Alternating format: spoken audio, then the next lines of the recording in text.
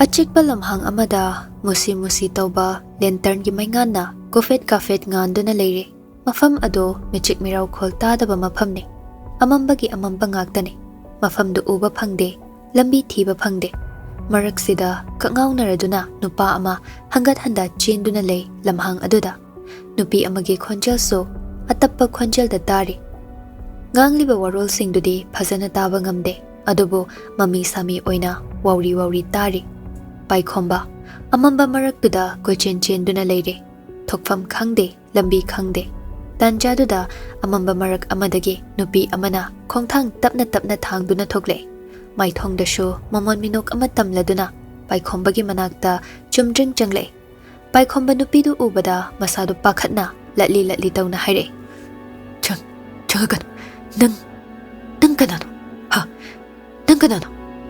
Monica nokmi tawduna ai khangdraba aibu kawraba khangde changagan na aibu santi leina amukta hinghanbiyo haina nafamdani jagi lakbani. Lairei bakta su loksin bidre norokta su loksin bidre aigi punsise malangda tawduna leihale nakhoina aibu sanapot oikibani aduna aisu nakhoibu sanapot ni khale aina santi phangdri phau nakhoibu aina otkani aibu ining tamna lehalo ai diawdi ai nate aigi punsi nangna manghanbani aduna aina su nangbu manghangani ai khangde. Monica nokfet tawna taplap kawre. Da Yaikhomba aibu kawraba. Yaikhomba kawde haibagi mawongda mangakto haire. Monica tapli Yaikhomba manakta changsile. Yaikhomba machi lengkidre. Tumena leptuna le. Monica nokmi tawduna adumak changsile. Aduga machindaso taplap soladuna. Aigi nakta lakningba phawdraba ngaside. Lahi mo laroidro. Ngasidi lahi thakningdraba. Kem hairaroye. Thakningliba lahi singda. Lahi loidri phawba khoimu nangna chingbiru. Ai kariso hairaroye ngasidi. Nupigi wahai kharaduna pangthahankre Yaikhomba tumina leplaga leirambado machi khazik lenglaktuna Monica gi manakta khongthangdo tapli thangduna lai. Monica laklo aigi nakta haibagi matagum makhot ani du tingthoklai. Yaikhomba khongthangdu khazik kangkhatuna lai Monica gi manakta. Monica kawba lepte adumak makhot ani du tingthoklaga Yaikhomba bu kawre. Yaikhomba khongthangdu kangkhalai taha changlaktuna Monica bo jejet konsile. Saram chatpagi haunabi nupi bu oiradi yare haibagi mawongni tawriba matawdo. Monica taplapna inthoi aduga makhut aniduna mangaksam mapaduda nanduna pairaga sanai. Adubu khanghaude khudlai thuna Yaikhomba ngaksamdo khangpai paishinke. Yaikhomba masadu ifun fulle paira iba makhutto lauthoknaba kanna hotnai. Monica noklei. Nungaibra ha nungaibra nangna ibu asigumna tawkhibado nangsu nungaibra heina phawramgadaba chainado kayam nungai haibada nangsu khangba mathau dai. Asi haiduna hena kanna ngaksamdo metsele. Yaikhomba makhong ani du thinduna wana chaina du khangle. Nupa ama taha changlaktuna pakhatna. Boss kidorge boss. Yaikhomba mamitto khangpang pangle aduga machinda taplap sole. Ai khangde ai yaude aibu thado makhong du so kawba lepte aduma kawduna lei nupa du pakhatna. Boss kidorge. Yaikhomba gyan laktuna tarang amada latli khomlei. Aha kayaba nangubra nupi mo ubra. Nupa do ngakchanana Yaikhomba gi wa singduda munna yengduna lei aduga taplap haire. Karamba nupi no boss langlindi ngasayugde halaktri. Yaikhomba ngangli du tade fughawgatuna washroom changkre aduga vesindagi ising khra lauduna mamaiduda makhutna pop anirak ahumlak thai. Ising ayingbaduna mamit singhalibani. Yaikhomba khalluraga tu chungba sum helei. Mangda thamliba mingselduda masagi saktamdu munna yengjai mikup khara aduga mamittu tapna ushillaga machinda tapna sole. Hinara nate aidang nate makok oiriba maso phangphamtoi mana makone aidi masane Ushilamba mamitto tapna muk pangthore aduga Mekiras Sintoiba Nabani Aina Lushin bagi matam yorakle Narai bagda Kuina hingutam lamtre Aina nate Aina hatningdan hatpadi nate Nakoina aigi nakta Nakongna thongna changsilakpane Wahai se hairaga chinbaldo haifet chinkatlaga noi Mekiras magi thabak chachabani hanagum ngasi sulai Mafam khudingi thabaki matung inani chatlibado Thoina yangsilude thoina usilude maningda kana lai haiba Mekiras pot thinba loiraga office ta ngahak changamaga thoishna gi office ta laktuna ngaiduna leire thabak kuina sangna tawrubagi waramale nupado pakete yauri bachurupto machai ama satlaga chamkhatuna thai machai ama thakbado minute ama phau pharamloi loisinkhre machai duma loire haidana tokte machai ama muklaw thoklaga thai adusu chapmane tokpa kawba leite adumak mathang thai minute taruk taret muk ngaibaduda box tangkhai hena loisinkhre ngasai makhai leptuna yengduna leramba nupi ado sauri khongthangdu gam thangduna lai Mekiras ude laklibado churup machai du chinglaga adumak lei na chungdana thakliba churup to loikhre amuk machai ama lawthoklaga chamkhatlaga thakba hawi thoishna changlaktuna machindagi churup to phatmulle aduga leimaida thadaduna makhongduna suru naisele Mekiras ti matawdo tumin yengduna leire thoishna sauri tawduna Aina sigumba se thakanu haibase kyarak surage Mekiras mong hada kunmuk helamba su yarida Usitrini ne Natemi Yari khangi Kai khangi ba Ai nungside haiba As khangan gibasina Mingse Khangsna doino onthosiro Thoishna makhada kunthaduna nungmacha ama khallaga Mekiras da thomi aduga nang Mekiras noklaga Food brisida film la drama ra khangdaba makumme dawrise hero se ai oidoro heroine lo na Thoishna sauri aduma khumai hero ga heroine ga nate bed berangi wari ni naine nungdo sai sum chokholi ni sa se chajar ro hayo wasa oba os ngamoida ai nungsi bagi si phaudo bangam loidro Mekiras makokto haifet hotlaga Ai nungsi bagi si phaudo bangam loidra si wai se hai dana blackmail tori se yamdi yame phari kaino adum ne khalade asi haidana mamai lei thoklaga chatpa hogale imai pema saugan gi basina mingsibu saurang nabi saugan bi doina onthosira khangdine onthosiro thoishna khumde adumak pai thoklaga le Mekiras thoishna gi mamang oirap lepsele hoise tharui aine kem hek tawjar Sadhu saragi yarabo Thoishna Mekiras ta pairap yenglei yare khangi tawroi haraga adumdi taw Mekiras wa haidu da khangnok nok thore kamain khangi ba aiga unabada thaktra lori yoman khadi adum thani aina udaw sunate thai thakte khangnaba aina toin lersila ai thakpa ngamadro nangba ish nangama thakpa bu yam sathing ngami angang ani ahum phau yauragane thakpa ngami wa ma haibada ama adum pothap hapchile ise kaigino natte da sum haiba yare nagun khangi igun nagun harise kaino aidi khangdi nangi character shina amuka yaino Thoishna saurangna nang nupido ko adudo adudi nang tare Yare, athido kaigino na sena haireda hayingdo amtau na bayaga dran hangido ngasi su nai sidi sida natab atopa mafamda suti leitiye lawtho nangdi thabak tudi suti lawthokre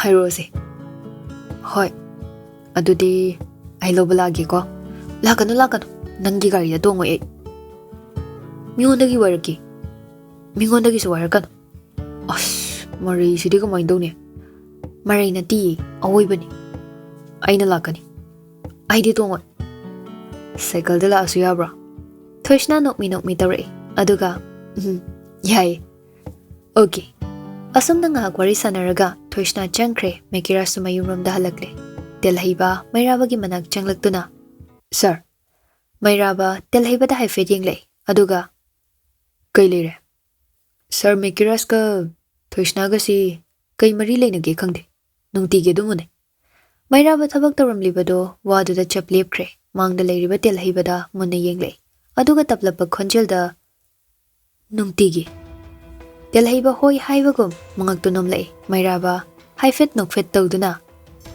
icham cham chabinu pisida mukso Yaikhom optana sanabiriba nangai dene telhaiba khomde tumin le madam khra yengkho nungti gi pau biro ingonda telhaiba hoi haiduna mangak nom le Mairabana yare thokro telhaiba su room dudagi thokre Mairabadi famlaga adumak WakhaL khallaga leire asumna numit tuma hokre mathangi numit tuni haina khibagi matung inna pung tara khare helakpa duwaida mekiras to thoishna hoige gate mamangda leplaga le thoishna su lakle khangbadagi thokle ka hena kesin yeksin batawrudre icham chamna dumak thokle thoishna nokmi tawduna gate tagi thokle aduga mekiras ki mamang oirap leptuna le mekiras to nokfet tawduna thoishna de yenglaga le thoishna haifet chepthaduna mekiras ki maningda leiriba cycle du da yeng taseng na lai cycle da ahoiba maki cycle daga laina mekiras maningda leiriba cycle du da haifet amuk yeng hai ki ba wangak na chatledi asida dongbai kai hairo ikai de da adudi chalasira hoi kai chase no khara chikpa mafamda okay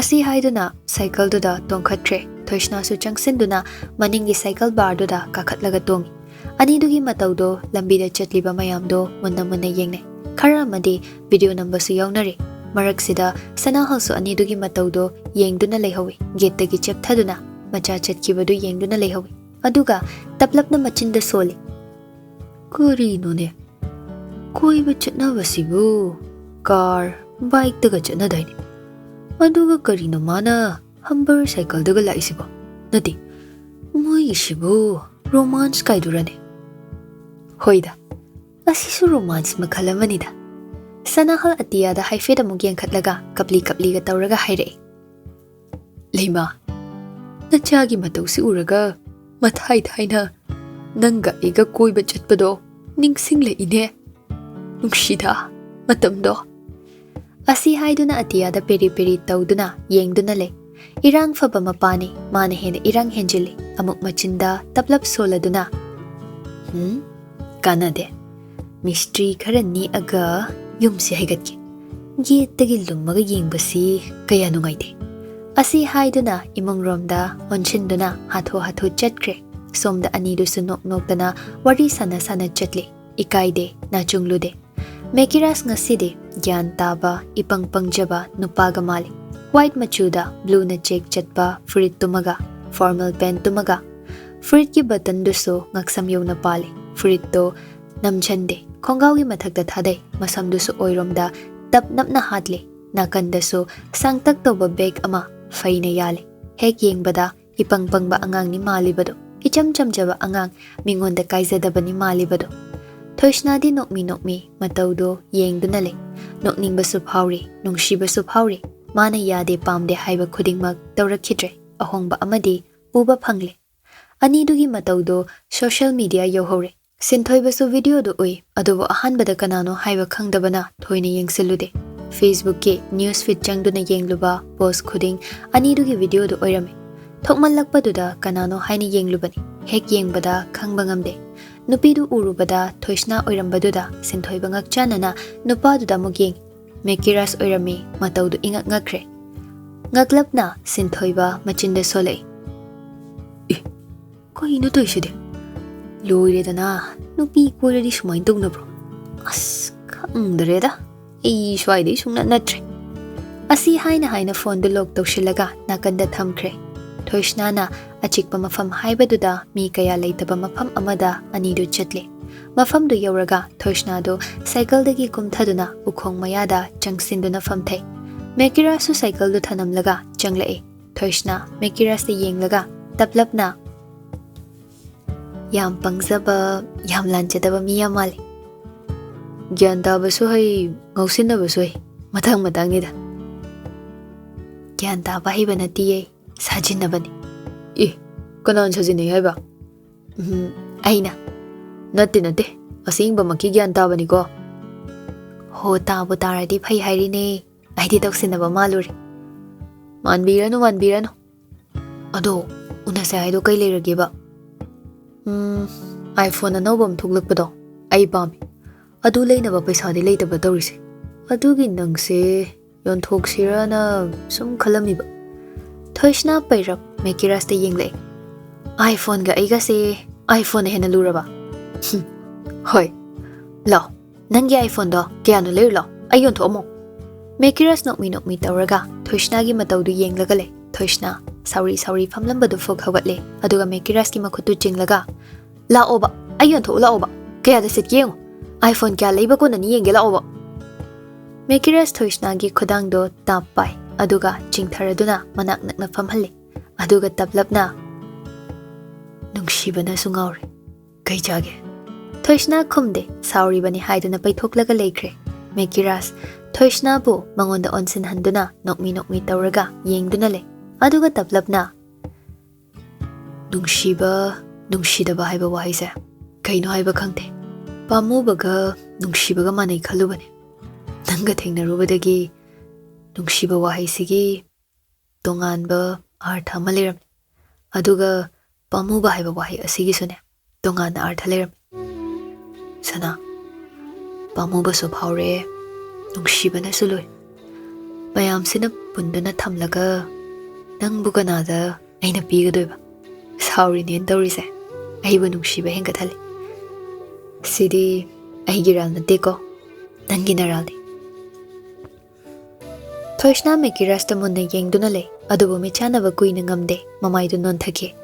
Mekiras bag tagi piktak tawba box macha ama lauthore. Aduga Thoishna da pi. Thoishna ngaklab box tu da ngaihak yenglaga le. Mekiras Thoishna gi makhutta box tu pi. Yengale rano sachadi yengu. Thoishna box tu tapna hangdoktuna yengi. Ure piktak tawba gold chain ama yawramlibadu ubada Thoishna ngaklab Mekiras ta muk yengle. Mekiras nokmi Pambre yengu. Kaino kaide paisano asukyam basa. Ay thabak tawrasidi tolop phangi. Ishorda ahanba tolopse katlu kaina haidaine. Aigidi ishor su nangori. Bumnamak nang. Aduna ahanba phangba tolopna nangine haidana saraklibani. Paishawi na pigi tawrambani. Loshin kinina pot ama pibana phai khanbagi yamdrasune si oina sarakbani. Thoishna mapi ira chele. Aduga Mekiras ta yengduna paisado tungsin jaw yadro. Ay sigumba pamde. Suknagi nangna ibo nungsibib. Nangna iye khanbibad ukhakne pam. Atopa ihenba amta pamdi. Sinane nangi khale haibadu taine. Nungshu nungsi nangi damakta sukhale.